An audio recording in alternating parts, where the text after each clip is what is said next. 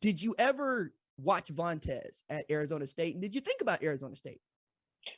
No, they never offered me. The only offer I ever had coming out was U of A. Everybody else told me kick rocks. So that was the I remember I went to Cal's junior camp. They said they go look at UC Davis and Sac State, with no disrespect to those schools, great schools. And then I went to UW's junior day, where me and my dad basically walked outside the stadium into the trash cans by Coach Sarkisian. and then they told me, I'll never forget that. That was crazy. But that was really, Arizona was the only school that really gave me, they literally called me out of the blue and said, hey, we want to offer you. Okay, so you're there with Rich Rod and the Hard Edge, right? Made famous. Mm-hmm. Yep. And then you get number 2, Oregon on the schedule with Marcus Mariota at quarterback. Yep. What was that game like for you? I remember, if you look back the year before, my freshman year in 2013, that was crazy, because I think they were getting ready to go to the college football playoffs that year. And if we didn't mess up their season, we're going to the playoffs. And we came out. I remember Kadeem Carey just went off that game, and I was a freshman, and I got to pick the first play of the game on Mariota, and should have housed it, but got tripped up by the guy the ball was thrown to. Not that I remember anything.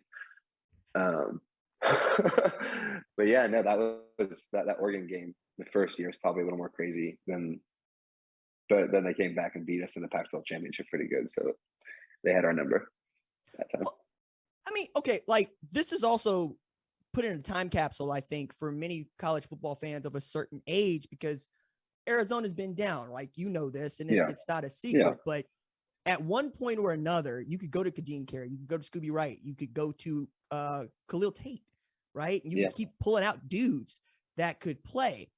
What do you think needs to happen to Arizona for them to get back to the kind of Wildcat football that you're familiar with? Yeah, so it's kind of funny. That's a great question. I just got off doing a podcast with my boys at the Wildcat Authority, Shane and Eric. But we were talking about, I guess Arizona had the number 1 recruiting class in the Pac-12 or something like that. They had the most, quote, star recruits or whatever. And so hopefully if they can just keep building on that, they can. I mean, I think it's so hard nowadays with college football and stuff. It's like it's pro football free agency. You just got to sign a 1-year deal kind of. So, I mean, I think the biggest thing is just recruiting the right guys and having them say it's personal. I think I saw a video of Coach Fish say something about that today, and it was pretty cool. So I think the program's headed in the right direction for sure. Well, I'm going to go ahead and put you on the spot with Coach Fish. Did he follow through and get you your framed jersey? Did you get that yet? Plead the fifth on that. But okay. But I will say though, I got a warm, very, very warm welcome when I went there a few weeks ago. So it was great. They were very it was very welcoming home. Man, look, as far as I'm concerned, that season you played college football is one of the greatest ever. And I had so much fun getting to watch what portions of it I got to watch. But I need to ask, were you in some sort of Zen moment zone, or were you there for the whole thing and present for the whole thing and understanding, no, I'm this good. I can do all of this. Yeah, I think it was more so I had that epiphany my freshman year when I came in, and I remember going to Fort Huachuca, and that was like the first week of training camp, like first week of pads. And I remember, oh my God, these guys are huge. Like these guys, like I see an offensive line, coming from high school, I was the biggest guy on the field. I was out there returning kicks, but going to college and stuff and realizing that you can go hang. I mean, there's a lot more to football than X's and O's and height and weight. You know what I mean? So I feel like I kind of filled those in, and that was kind of led me and put me to the next step, and just kind of that belief in yourself that you can play with anybody. And I think the biggest thing that comes with you can play with anybody is knowing that you put in the work and to capitalize on opportunity. That's where it really comes from. And there was no one who outworked me. So.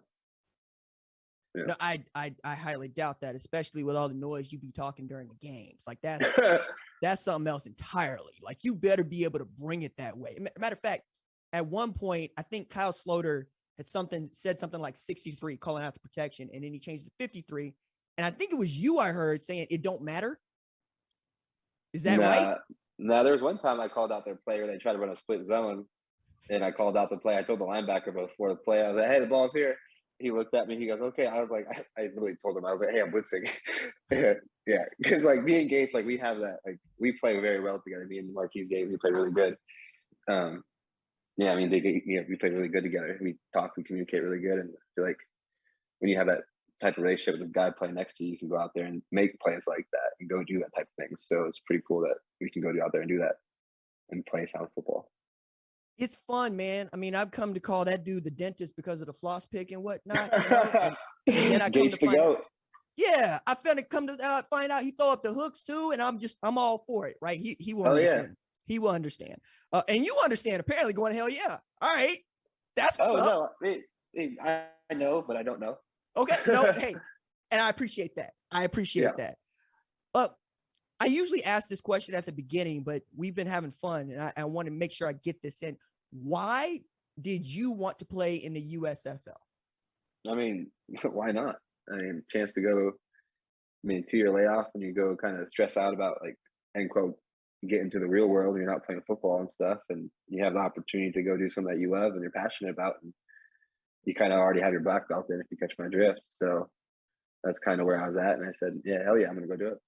Thanks for watching this video, and remember, hit that subscribe button so you don't miss any other videos on the #1 Ranked Show YouTube channel.